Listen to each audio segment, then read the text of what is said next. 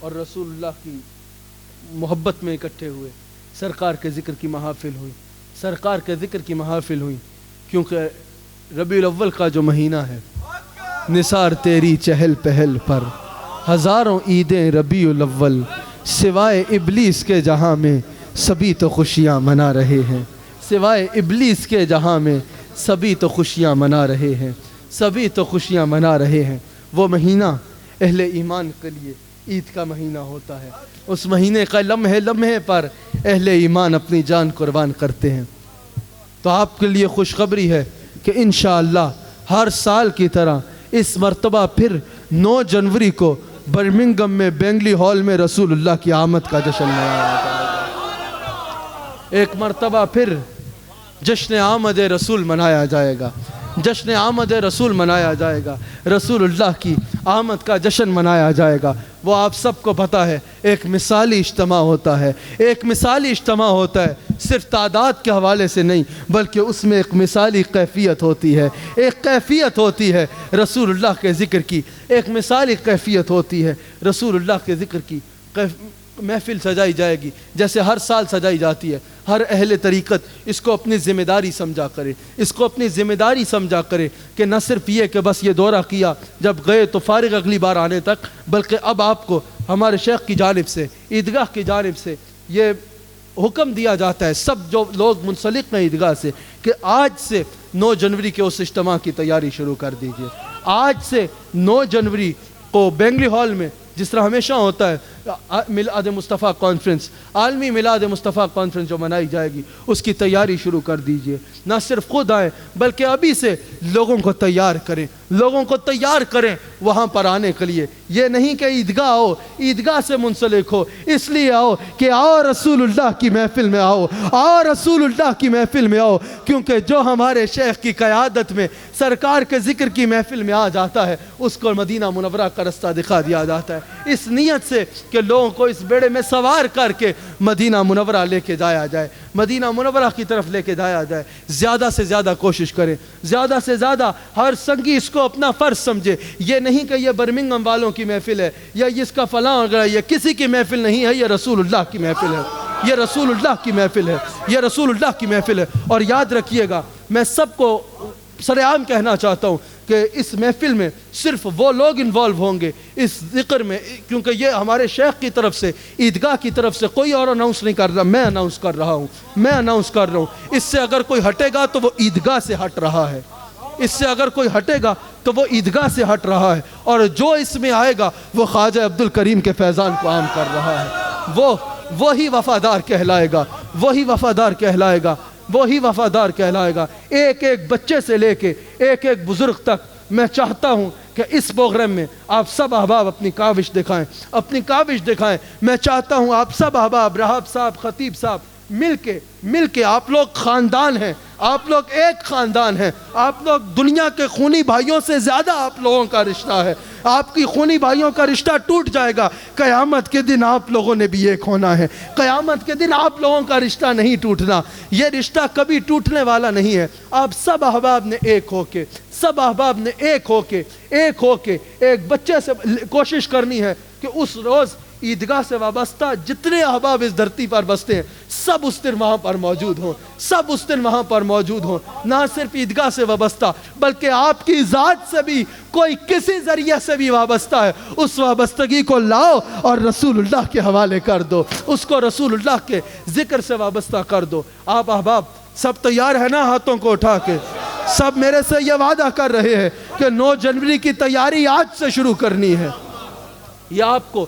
دربار شریف کی طرف سے جتنے احباب منسلک ہیں ان کو پابند کیا جاتا ہے کہ 9 جنوری کی اس کانفرنس کی آج سے تیاری کریں، آج سے تیاری کریں، اپنے اپنے شہروں میں اپنے اپنے انداز سے بھرپور کوشش کریں کہ سب سے بڑا قافلہ آپ کے علاقے سے آئے، سب سے بڑا قافلہ آپ کے علاقے سے آئے۔ کس لیے آئے؟ کہ اس قافلے کو لائیں اور اس قافلے میں شریک کر دیں جو مدینہ منورہ کی طرف رواں دواں ہیں، مدینہ منورہ کی طرف رواں دواں ہیں۔ میں علماء اکرام کا شکریہ ادا کرتا ہوں، خوبصورت علماء تشریف فرمائیں، حضرت قبلہ فاروق چشتی صاحب، میرے رفیق سفر بھی ہیں، ہر جگہ ساتھ ہوتے ہیں. اللہ کریم اس سفر کو ہمیشہ سفر میں ساتھ رکھے انشاءاللہ. اور یہ بڑے پرانے رفیق سفر ہیں. خواجہ عبدالکریم سے رحمۃ اللہ علیہ سے ان کے والد آج تک قبلہ ڈن ہاک سے تشریف لائے، قبلہ پی طیب الرحمن صاحب اور خوبصورت شاہ صاحب، خوبصورت علماء سے سٹیج بھرا ہے. قبلہ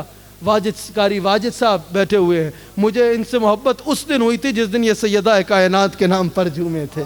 سیدہ کائنات کے نام پر جھومے تھے. اللہ کریم آپ سب احباب کا تشریف لانا، شفقت فرمانا، یہاں تشریف لا کے حوصلہ افزائی فرمانا اللہ کریم قبول فرمائے، اللہ کریم قبول فرمائے. اللہ کریم تمام علماء اہل سنت کا سایہ اہل سنت پر ہمیشہ سلامت رکھے. اس علاقے میں اہل سنت کے ایک بہت بزرگ عالم دین حضرت قبلہ شاہ صاحب، اللہ کریم ان کو صحت عطا فرمائے، اللہ کریم ان کو صحت عطا فرمائے اور ان کا سایہ بھی اہل سنت پر ہمیشہ قائم رکھے، ہمیشہ قائم رکھے، ہمیشہ قائم رکھے. اللہ کریم ہم سب کو ہمارے مرشد سے وابستہ رہنے کی توفیق عطا فرمائے، ہمارے مرشد سے وابستہ رہنے کی توفیق عطا فرمائے. اب ہمارے شیخ کامل اپنے ارشادات.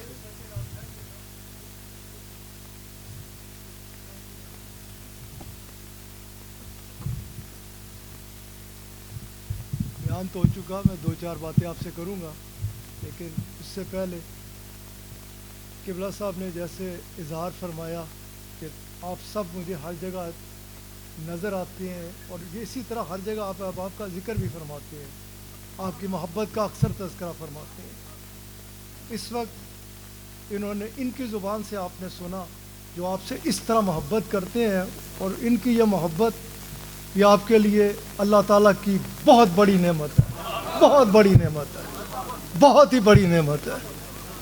اب اسی محبت کے اظہار پہ انہوں نے اس وقت جس قدر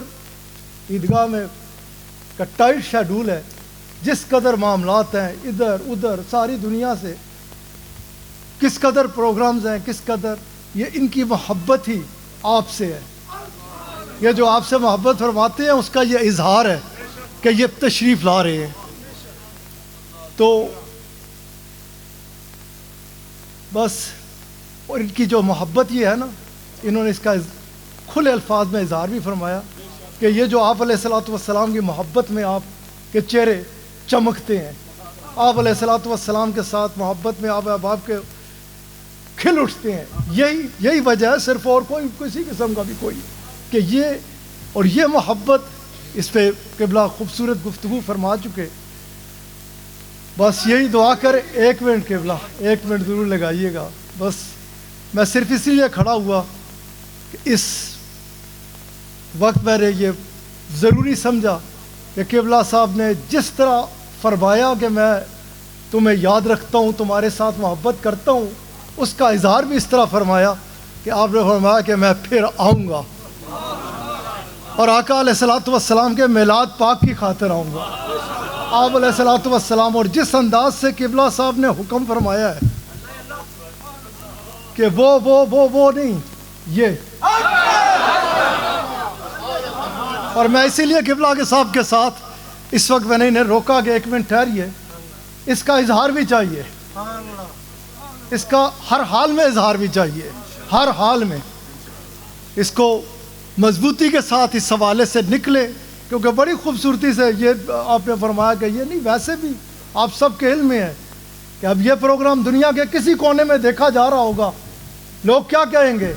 ہر بندے کے زبان سے یہ نکلے گا ہمارا پروگرام ہے. امریکہ میں کسی جگہ پروگرام ہوتا ہے، سنگی کہتے ہیں ساڈا پروگرام تک کیا کاٹ کے نہیں دکھا دیو، یہ دیکھو کون ہے جو. تو اس لیے اس چیز کو خوب اچھے طریقے سے قبلہ صاحب کا خوبصورت بیان، قبلہ صاحب کی خوبصورت نصیحت، ان کا خوبصورت واز، ان کا خوبصورت انداز، ان کا خوبصورت چہرہ، ان کے خوبصورت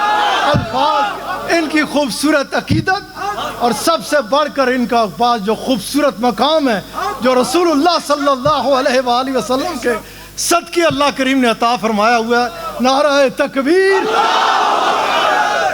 ذرا اور جوش سے، نعرہ تکبیر، نعرہ رسالت، نعرہ رسالت، نعرہ رسالت. جناب قبلہ صاحب، جناب قبلہ صاحب، جناب سبحان اللہ